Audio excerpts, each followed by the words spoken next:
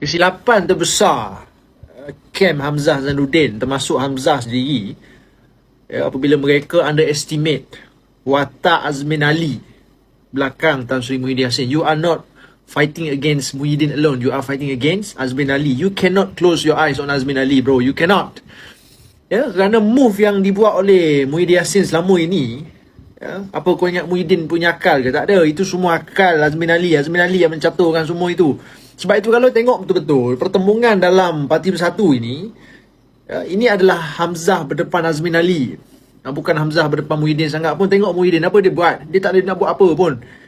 Apa yang Hamzah buat untuk take over Bersatu dah betul lah. Segala apa yang dia buat, segala perancangan, strategi dia untuk jatuhkan Muhyiddin Yassin, betul. Memang disusun, digerakkan oleh orang-orang dia yang pro pada Hamzah. Hamzah pegang PAS. Mereka berjaya pegang pimpinan tertinggi PAS.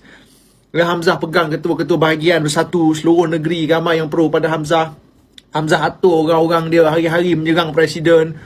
Kumpul SD 16 orang ahli parlimen. Tanda tangan. Desak Muhyiddin Yassin tak jawatan. Apa kau tengok? Ada Muhyiddin Yassin nampak dia tak tunjuk bahawa dia memang terkesan dengan move Hamzah. Tak ada. Dia steady kat situ. Sebab Tan Sri Muhyiddin, dia tak kena risau apa-apa sebenarnya. Tak ada apa yang dia perlu risau. Tak ada apa yang out of control. Sebab dia masih lagi presiden. The only way nak jatuhkan dia sebagai presiden, pemilihan parti. Setakat kumpul SD ahli parlimen, pegang ketua-ketua bahagian, hantar budak-budak serang dia hari-hari, tak berkesan. Itu bukan cara nak menjatuhkan presiden.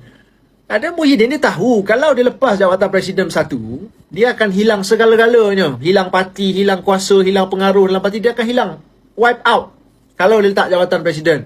Sebab tu dia lepas mengurusi Perikatan Nasional. Itu pun sampai sekarang tak boleh nak lantik orang baru lagi. Apa yang Muhyiddin Yassin buat sekarang memang betul. Itulah apa yang dia perlu buat sebagai Presiden. Dia tak layan desakan, tak layan tekanan untuk dia lepas jawatan. Tak kira lah duk menyalak kat luar ni skuad mana pun, dia steady kat situ. Betul lah tu. Dan dalam masa yang sama, dia boleh bersihkan parti. Dia boleh cuci. Operasi pemutihan Parti Bersatu sedang berjalan. Sekarang pecat semua geng-geng yang nak lawan dia.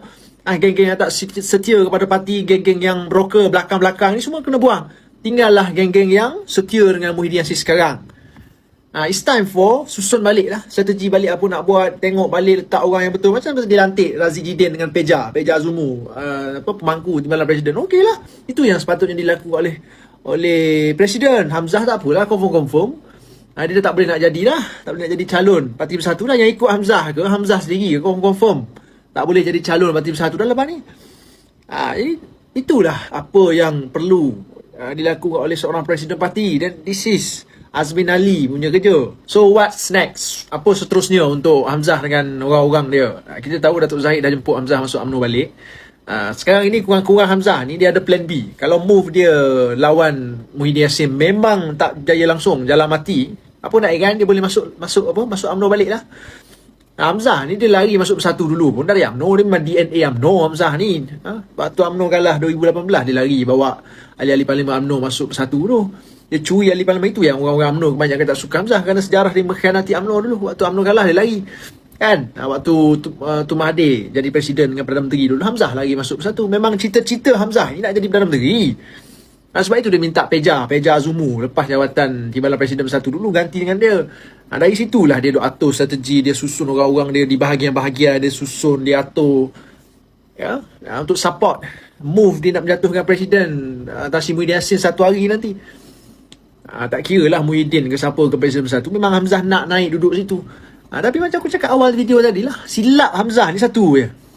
Dia nak jatuhkan Muhyiddin Yassin, dia lupa siapa belakang Muhyiddin Yassin. Azmin Ali ni saudara, guru dia bukan biasa-biasa. Guru dia berguru dengan Anwar Ibrahim, dengan Tun Mahathir. Apa kau ingat dia biasa-biasa Azmin ni? Setakat nak lawan Hamzah ni benda senang untuk dia, untuk Azmin. Yang rugi sekarang ini adalah orang-orang yang ikut Hamzah. Apa nak jadi dengan dia orang 15 orang ni? Nak tanding kat mana? PAS nak bagi kursi? Itu pun kalau PAS bagi.